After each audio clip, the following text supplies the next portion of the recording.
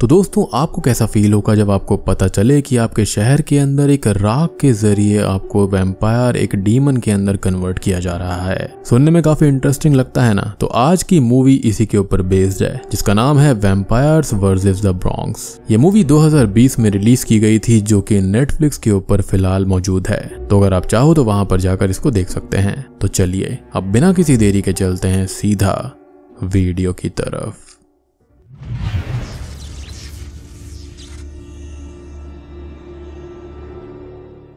Movie की शुरुआत में हमें ब्रॉन्क्स शहर के एक सैलून का सीन दिखाया जाता है, जहां पर एक वाइट लेडी को हम देखते हैं जो कि अपना मैनिक्योर करवा रही थी। वो सैलून की ओनर बेकी को बताती है कि उसका नाम विवियन है और वो अपना पुराना घर बेचकर इस शहर में नई शिफ्ट हुई है। इस पर बेकी उसको कहती है कि उसके शहर के अंदर भी मॉर्नो प्रॉपर्टीज वाले बहुत से लोगों की प्रॉपर्टी खरीद रहे हैं और इसलिए उसने भी अच्छी कीमत में अपने सैलून को मॉर्नो प्रॉपर्टीज को बेच दिया है। अब इसके बाद में विवियन वहां से चली जाती है और मॉर्नो प्रॉपर्टीज का मालिक फ्रैंक वहां पर आता है, जो कि बेकी से उसके सैलून को बेचने के एग्रीमेंट के ऊपर साइन करवाता है। लेकिन जैसे ही बेकी उस पर साइन करती है, उसके कंधे पर एक डरावना सा हाथ आता है, जिसे देखकर बेकी जोर से चिल्लाती है और फिर फ्रैंक के सामने ही वो डरावने हाथ वाला क्रीचर उसको खत्म कर देता है। अब अगले सीन में हम ग्लोरिया को देखते हैं, जो कि अपनी रिपोर्ट में ये बताती है कि आए दिन ब्रॉन्क्स शहर के अंदर कई लोग रहस्यमय तरीके से गायब हो रहे हैं। अब दोस्तों इन दोनों सीन से हमें दो चीजें समझ में आती हैं। पहली तो ये कि फ्रैंक अपने किसी खास मकसद से ब्रॉन्क्स शहर की सारी प्रॉपर्टीज को खरीद रहा था,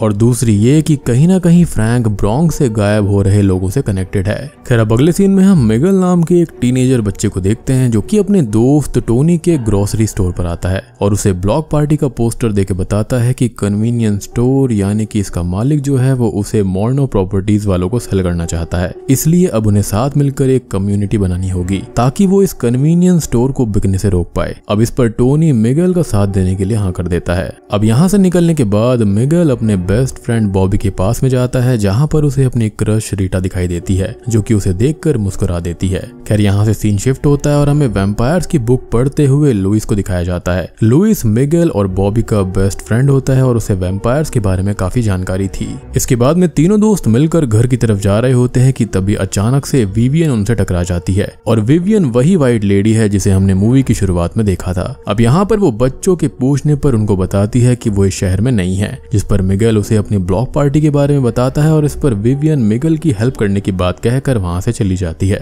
फिर मिगल अपने दोस्तों को अपने साथ पोस्टर लगाने के लिए चलने को कहता है, लेकिन वो दोनों ही उसको मना करके टोनी के यहाँ पर गेम खेलने चले जाते हैं, जिसके बाद में वो अकेला ही पूरे शहर में पोस्टर लगा रहा था और इसी दौरान वो मॉर्नो प्रॉपर्टीज के पोस्टर के ऊपर भी अपना पोस्टर चिपका देता है। यहाँ पर मिगल जब कोर्ट हाउस के ऊपर देखता है तब वहां पर उसको कोई खड़ा हुआ नजर आता है और फिर अगले ही पल मिगल एक लंबे नाखून वाले इंसान को कोर्ट हाउस के दरवाजे से बाहर आता हुआ देखता है, और उसने ऐसे अजीबोगरीब कपड़े पहने हुए ब्लॉन्ड हेयर वाले इंसान को पहले कभी नहीं देखा होता, इसलिए वो डर कर वहां से भागने लगता है। खैर अब वो अपनी साइकिल को इतनी तेजी से चला रहा होता है कि वो हैनी गैंगस्टर गैंग के मेंबर स्लिम से टकरा जाता है, जिससे कि स्लिम के ऊपर बियर गिर जाती है। अब वो गुस्से से बौखलाकर मिगल का पीछा करने लगता है, लेकिन यहाँ पर वो बड़ी तेजी से भागते हुए एक अंडरग्राउंड पार्किंग में जाकर छिप जाता है। अब स्लिम जब पार्किंग में पहुंचता है तो उसको मिगल कहीं भी नजर नहीं आता, लेकिन उसे दूर से छिपकर वो देख रहा होता है, और फिर स्लिम जैसे ही वापस जाने के लिए पीछे मुड़ता है तो उसे वही लंबे नाखून वाला इंसान दिखता है, जो कि हवा में उड़ते हुए स्लिम की तरफ आता है और उसके गर्दन में अपने दांत घुसाकर उसका खून पी जाता है। मिगल ये सारा नजारा देख लेता है और वहां से अपनी जान बचाकर भागते हुए टोनी के स्टोर पर आता है। अब यहाँ पर पहले से ही बॉबी और लुइस भी मौजूद होते हैं।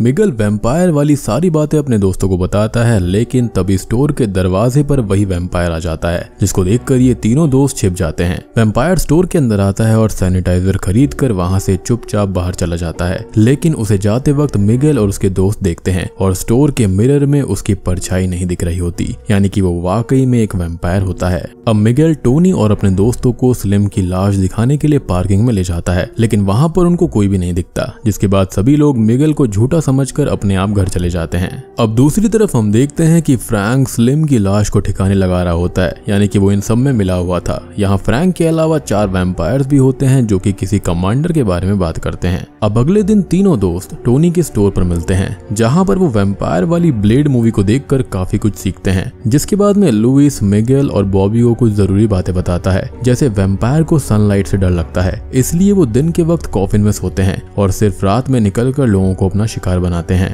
और तो और अगर किसी धारदार लकड़ी या फिर सिल्वर स्टिक को वैम्पायर्स के सीने के आर पार कर दिया जाए तो इससे उनकी मौत हो सकती है। यहाँ लुइस ये भी बताता है कि वैम्पायर्स चर्च में मिलने वाली चीजें जैसे कि होली वाटर, क्रॉस साइन से डरते हैं, साथ ही साथ गार्लिक से भी जलने लगते हैं, और अगर होली वाटर को वैम्पायर्स के पास ले जाया जाए तो उसके अंदर उबाल आने लगता है। अब यहाँ लुइस एक और जरूरी बात बोलता है कि जब तक वैम्पायर्स को अंदर आने का इन्विटेशन ना दिया जाए तब तक वैम्पायर्स किसी और की प्रॉपर्टी में कदम नहीं रख सकते। अब मिगेल अपने दोस्तों के साथ मिलकर डोनेशन के बहाने मोर्नो प्रॉपर्टीज जाता है, क्योंकि पिछली रात उसे वहीं से वैम्पायर निकलता हुआ दिखाई दिया था। यहाँ पर मिगेल को लग रहा होता है कि मोर्नो प्रॉपर्टीज का मालिक फ्रैंक भी एक वैम्पायर होगा, इसलिए वो उसे दिन के वक्त नहीं मिलेगा। लेकिन यहाँ पर फ्रैंक उनसे मिलता है और ये लोग अभी बात कर ही रहे होते हैं कि तभी लुइस नीचे गिरने का नाटक करता है और फिर बॉबी मौका पाकर टेबल पर रखा हुआ एक पाउच उठा लेता है, जिसके बाद तीनों दोस्त बहाना बनाकर यहाँ से भाग जाते हैं। अब ये तीनों सीधा बॉबी के घर जाते हैं, जहाँ पर इन्हें पाउच से मिले पेन ड्राइव को चलाने पर यह पता चलता है कि फ्रैंक ब्रॉन्क्स की ज्यादातर प्रॉपर्टीज को इसलिए खरीद रहा है ताकि वो इस शहर को वैम्पायर्स की कॉलोनी में तब्दील कर पाए। अब इन्हें पाउच के अंदर एक अजीब सी काली चाबी भी मिलती है, लेकिन अभी इन्हें इस चाबी के बारे में कोई आइडिया नहीं होता कि ये है किस चीज की।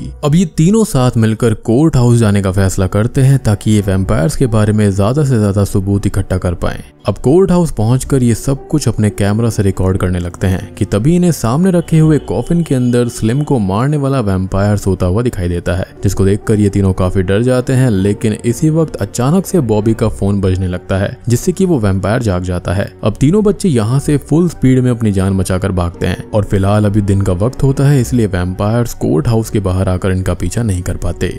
दूसरी तरफ कोर्ट रूम से बाहर आते ही पुलिस इनको पकड़ लेती है, क्योंकि ये बिना परमिशन के फ्रैंक की प्रॉपर्टी में घुस गए थे। यहाँ पुलिस इन्हें फ्रैंक के ऑफिस ले जाती है, लेकिन रास्ते में मिगेल, बॉबी और लुइस की मदर्स भी उनको देख लेती हैं। जिसके बाद फ्रैंक के ऑफिस के बाहर पहुंचते ही मिगेल सबको वैम्पायर्स वाली बात बताता है और अपने मोबाइल में रिकॉर्ड की गई सबूत की बात करता है। लेकिन जब वो वीडियो को प्ले करता है तब उसके अंदर वैम्पायर्स नहीं दिखते, क्योंकि असल में वैम्पायर्स कैमरा में पकड़े नहीं जाते। और यहाँ पर सब मिगेल के ऊपर हंसने लगते हैं। जिसके बाद में वो ये कहता है कि अगर फ्रैंक वैम्पायर नहीं है तो बाहर सनलाइट में आकर दिखाए। जिसके बाद फ्रैंक शॉकिंगली सबके सामने सनलाइट में आ जाता है। अब सभी मिगेल को झूठा समझने लगते हैं और यहाँ पर फ्रैंक मिगेल से अपना रेड पाउच ले लेता है और फिर सभी अपने अपने घर चले जाते हैं। फ्रैंक अब ऑफिस के अंदर पहुंचकर जब पाउच में रखी हुई चाबी को ढूंढता है तो उसको पता चलता है कि वो चाबी अब भी मिगेल के पास में है। अब फ्रैंक गुस्से से बौखला जाता है और गैंगस्टर हैनी को पैसे देकर कहता है कि वो मिगेल से उसकी चाबी वापस लेकर आए। उधर लुइस मिगेल को कॉल करके बताता है कि फ्रैंक एक इंसान है जो कि वैम्पायर्स के लिए इस लालच में काम करता होगा कि आगे चलकर वैम्पायर्स उसे भी अपने जैसा बना देंगे, यानी कि अमर बना देंगे।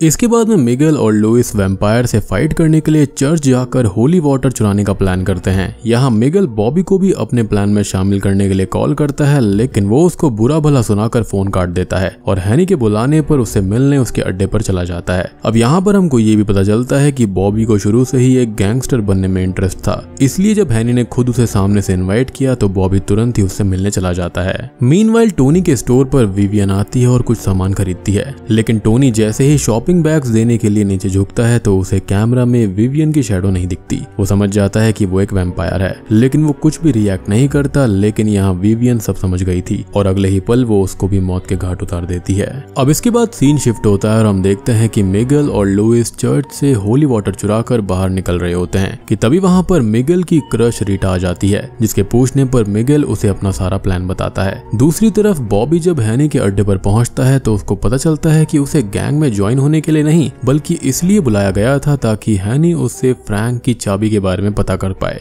अब इसके बाद में बॉबी बाथरूम का बहाना बनाकर वहां से भाग जाता है। अब सीन वापस से मिगेल के ऊपर शिफ्ट होता है, जो कि लुइस और रीटा के साथ होली वाटर लेकर अपने घर की तरफ जा रहा था। लेकिन तभी उनकी नजर टोनी के स्टोर पर पड़ जाती है, जो कि पूरी तरह से सील हो गया था और उसके ऊपर मोर्नो प्रॉपर्टीज का बोर्ड लगा होता है। यहाँ पर लुइस और मिगेल मिलकर स्टोर का दरवाजा खोलने की कोशिश करते हैं कि तभी वहां पर बॉबी आ जाता है। अब दरवाजा दरवाजा खुलने के बाद में अंदर जाने पर इन्हें जमीन के ऊपर खून और टोनी का गिरा हुआ लॉकेट मिलता है, जिसको देखकर चारों समझ जाते हैं कि वैम्पायर्स ने टोनी को भी अपना शिकार बना लिया। अब ये सब चल ही रहा होता है कि इतने में वहां पर हैनी और उसका गैंग भी आ जाता है, जिसके बाद ये चारों पीछे के दरवाजे से बाहर निकल जाते हैं। लेकिन वहां पर 4 वैम्पायर्स पहले से ही खड़े हुए थे, जिसके बाद ये चारों रास्ता बदल कर भागते हैं, जहां पर ये विवियन से टकरा जाते हैं। यहाँ मिगेल को ये लगता है कि विवियन भी एक इंसान है, इसलिए वो उसे भी अपने साथ लेकर भागने लगता है। और दूसरी तरफ हम देखते हैं कि वो 4 वैम्पायर साथ मिलकर हैनी और उसके गैंग का खात्मा कर देते हैं। वहीं दूसरी तरफ विवियन बच्चों के साथ मिगेल के घर पहुंच जाती है, लेकिन यहाँ पर वो अंदर ना आकर दरवाजे पर ही खड़े रहकर मिगेल की माँ से बात करने लगती है। इसी दौरान मिगेल को एहसास होता है कि उसके बैग से कुछ आवाज आ रही है, और फिर वो जैसे ही अपने बैग के अंदर देखता है तो उसकी आंखें फटी की फटी रह जाती हैं। जिसको वो इंसान समझ रहा था वो अब तक यहाँ वैम्पायर थी, क्योंकि होली वाटर काफी जोरों से उबल रहा था। और तभी विवियन मिगेल की माँ से घर के अंदर आने की परमिशन मांगती है, जिस पर लुइस उसे तुरंत ही मना कर देता है।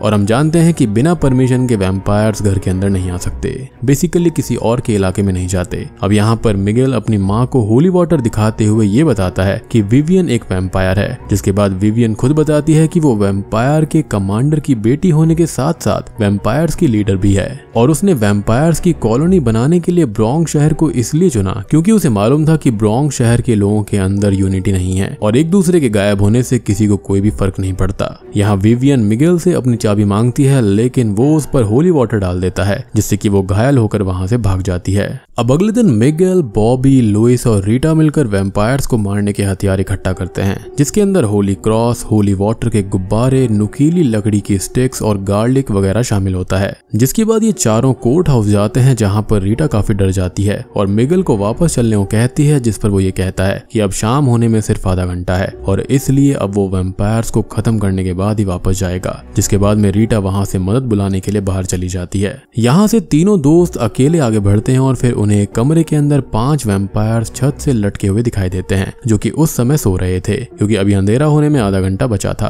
अब यहाँ पर अच्छा मौका देखकर मिगेल और बॉबी लकड़ी वाली स्टिक से एक एक वैम्पायर को मारने लगते हैं, लेकिन इसकी वजह से बाकी के 3 वैम्पायर्स की आंख खुल जाती है, जो कि मिगेल और उसके दोस्तों को मारने के लिए आगे बढ़ते हैं। लेकिन तभी विवियन को मिगेल का बैग मिल जाता है, जिसके अंदर वही काली चाबी थी। यहाँ विवियन उस चाबी की मदद से एक बॉक्स को खोलती है और दोस्तों अब यहाँ पर खुलते हैं इस काली चाबी के असली पत्ते। मिगेल ये बताती है कि इस बॉक्स के अंदर दुनिया के सबसे पहले वैम्पायर की राख है, और अगर इसे किसी भी इंसान के ऊपर डालकर बाइट किया जाए तो वो इंसान वैम्पायर में तब्दील हो जाता है और उसी वैम्पायर की इच्छा को आगे बढ़ाता रहता है, यानी कि अपनी नस्ल को आगे बढ़ाता है। खैर इसी दौरान लुइस मौका देखकर अपनी पॉकेट से गार्लिक पाउडर निकालता है और विवियन और उसके साथियों पर डाल देता है, जिससे कि वो जख्मी हो जाते हैं, जिसका फायदा उठाकर तीनों दोस्त वहां से भागकर बाहर आते हैं। लेकिन बाहर फ्रैंक गन लिए खड़ा होता है, जिस पर बॉबी उसको समझाता है कि वैम्पायर्स उसे कभी भी अपने जैसा वैम्पायर नहीं बनाएंगे, क्योंकि अगर उन्होंने ऐसा कर दिया तो दिन के वक्त उनकी रखवाली कौन करेगा। यहाँ फ्रैंक की भी आंखें खुल जाती हैं और वो तीनों बच्चों को वहां से जाने देता है।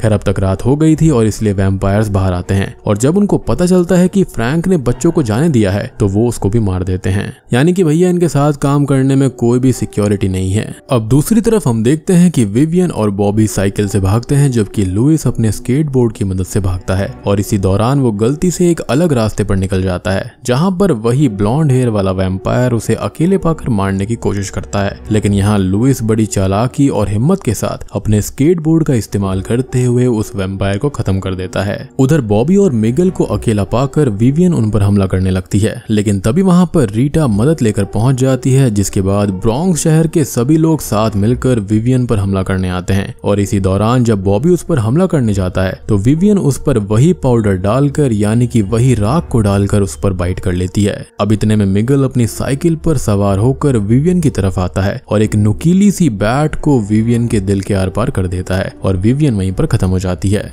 यानी कि कमांडर की बेटी यानी कि वैम्पायर्स की लीडर खत्म हो गई थी। खैर अगले दिन हम ब्रोंक्स में सभी को खुशी से पार्टी करते हुए देखते हैं और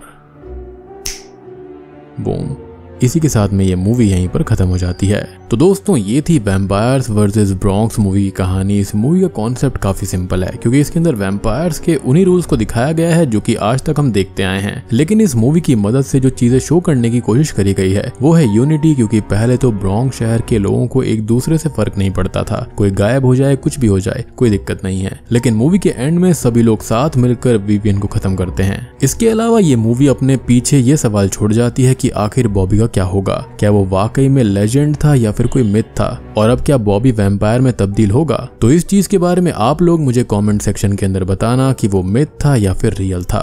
तो वीडियो पसंद आई हो तो लाइक कर देना, चैनल के ऊपर नए हैं तो सब्सक्राइब कर लीजिए। तो मैं आप सबको मिलता हूँ अगली वीडियो के साथ में, तब तक के लिए